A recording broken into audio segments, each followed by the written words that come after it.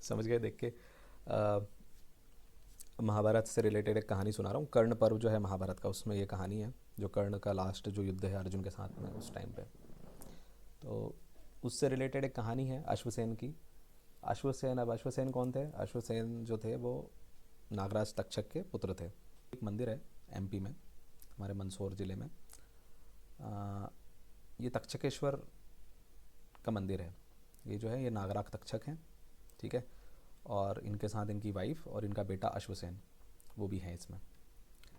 तो बेसिकली हुआ ऐसा था, अर्जुन ने एक्चुअली खांडव प्रस्थ में जब आग लगाई थी, तो खांडव प्रस्थ में जो नागराज तक्षक हैं उनका परिवार भी इसमें जल गया था। तो नागराज तक्षक के वाइफ की डेथ हो गई थी इसमें। तो उनका जो बेटा था अश्वसेन, वो इसको एक बदला लेने का मौके के रूप में देखता है। और वो तो अश्वसेन आके कर्ण से कहता है कि मैं तुम्हारे तीर पे बैठ जाता हूँ, ठीक है, और फिर वो तीर तुम अर्जुन को मारना तो मैं उसको डस लूँगा। Getting the point?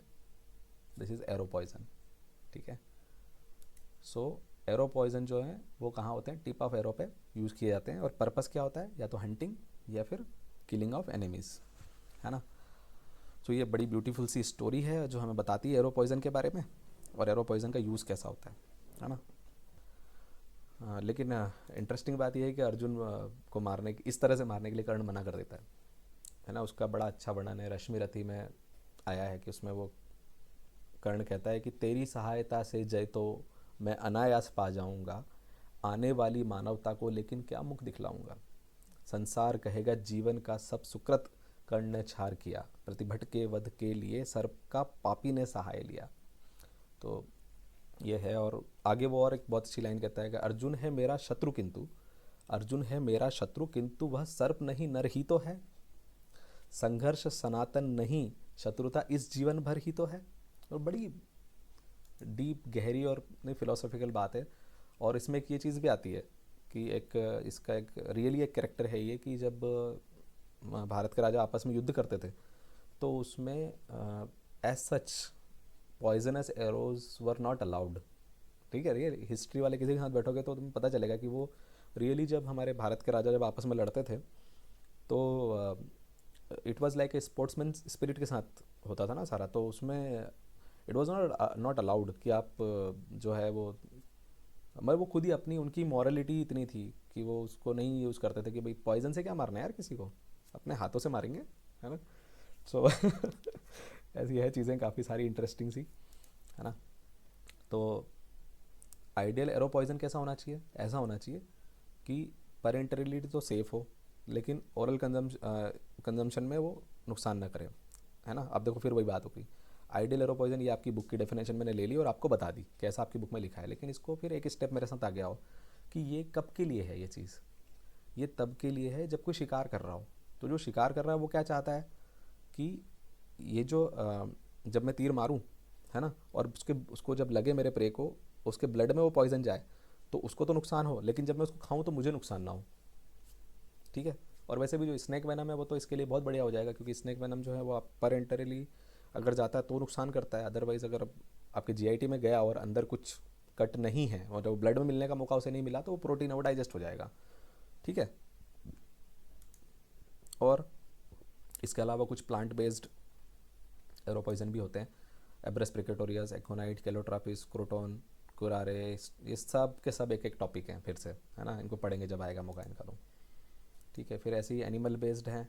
तो एनिमल बेस्ड में ये कार्डियोटॉक्सिक और न्यूरोटॉक्सिक पॉइजन जो है डार्ट फ्रॉग से लिया जाता है ना। इसको थोड़ा याद रखो तो कर लेना।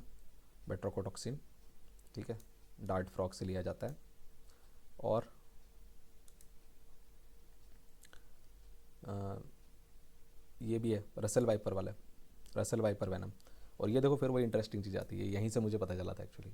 देख अलेक्जेंडर द फूल जब उसने जब अटैक किया इंडिया पे, है ना, तो उसको जो जब उसके साथ लड़ाई हो रही थी तो इंडियंस ने जो तीर यूज़ किए उनमें रसल वाइपर का वेनम लगा हुआ था। अब ये इंटरेस्टिंग चीज़ मुझे यहीं से पता चली थी कि इसके साथ जब लड़ाई हो रही थी तो वो उन्होंने यूज़ किया, लेकिन जब आपस में लड़ते थे तब यूज़ नहीं करते थे।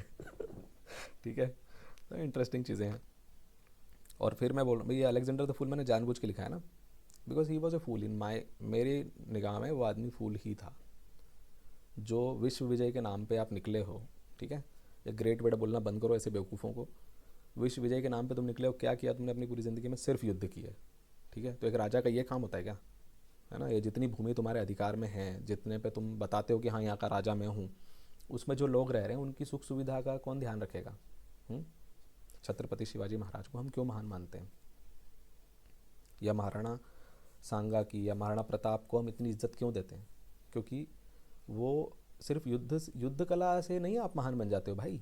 आप युद्ध कर रहे हो और दुनिया जीतने निकले हो, उससे आपकी महानता नहीं पता चलती है। महानता ये होती है कि आपके अंडर में जो लोग आते हैं उनका आप कितना ध्यान रखते हो, कितनी धर्मशालाएं आपने बनाई, कितने कुएं आपने खुदवाए लोगों के लिए, है ना। जो यात्री हैं वो जब चलेंगे तो कहाँ रुकेंगे, लोग जब ट्रेवल करेंगे इधर से उधर जगह जाएंगे तो कहाँ रुकेंगे, कहाँ पिएंगे खाएंगे, उनकी रास्ते में उनकी सुरक्षा की क्या व्यवस्था रहेगी?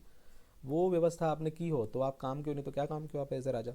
अब फालतू दुनिया काटते काटते सब मार काट मचाते हुए एक जगह से निकले दूसरी जगह आए और वहाँ मर गए तुम।